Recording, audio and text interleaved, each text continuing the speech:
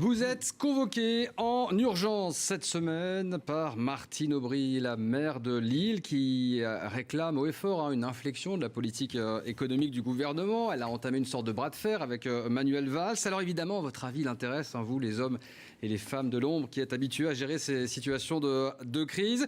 Je suis Martine Aubry, je veux faire mon grand retour sur la scène nationale. Je fais comment, Henri ? D'abord, j'y vais prudemment, parce que j'ai pas envie de me faire engueuler. Elle n'a pas un très très bon caractère toujours.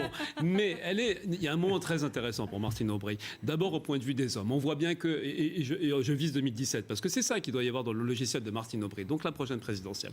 On voit aujourd'hui que Hollande est en réalité, la question se pose réellement de savoir est-ce qu'il sera en capacité de se représenter en 2017.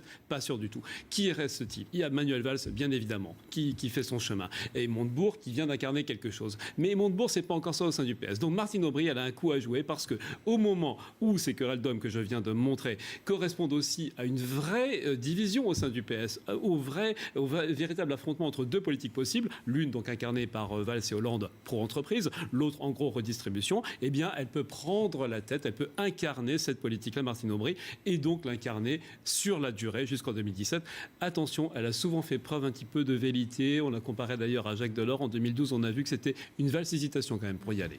Céline, je m'adresse maintenant Martine Aubry, je vous parle à vous, directrice d'un institut de sondage. Qu'est-ce que vous me conseillez ?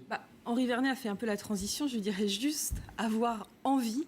C'est-à-dire que ce qui s'est passé pendant la primaire socialiste, c'est qu'elle était la candidate naturelle du Parti socialiste. Mais elle n'y est pas allée tout de suite. Elle a hésité je ne sais pas si vous vous souvenez, elle était partie en vacances, elle a attendu pour l'annoncer. Puis quand elle l'a dit, c'était vraiment la mort dans l'âme, même si elle disait que c'était avec enthousiasme. Alors première chose, elle aurait pu s'imposer comme Premier ministre. Là aussi, elle était plébiscitée par les sympathisants de gauche.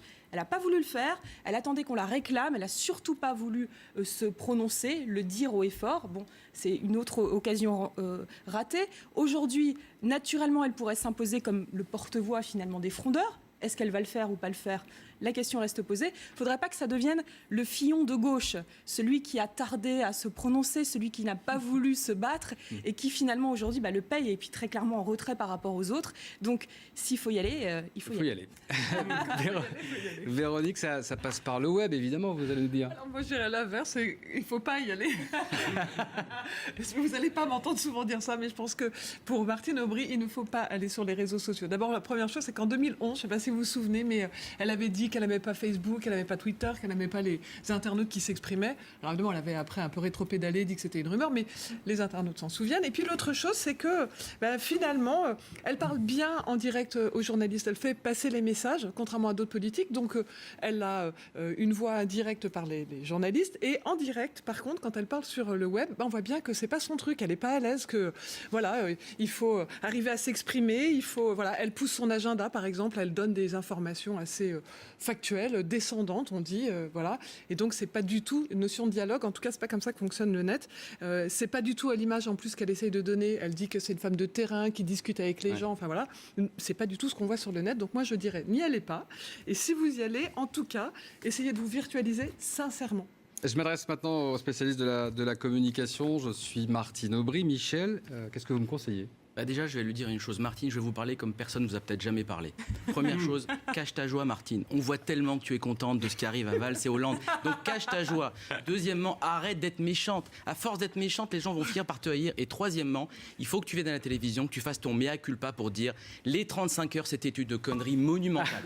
Alors, comme tu n'es pas très courageuse, enfin, ça dépend quand, dis que c'est pas de ta faute, que c'est DSK qui les a inventés et dis que Lionel Jospin t'a obligé à les faire. Comme ça, peut-être tu arriveras à revenir sur la scène politique.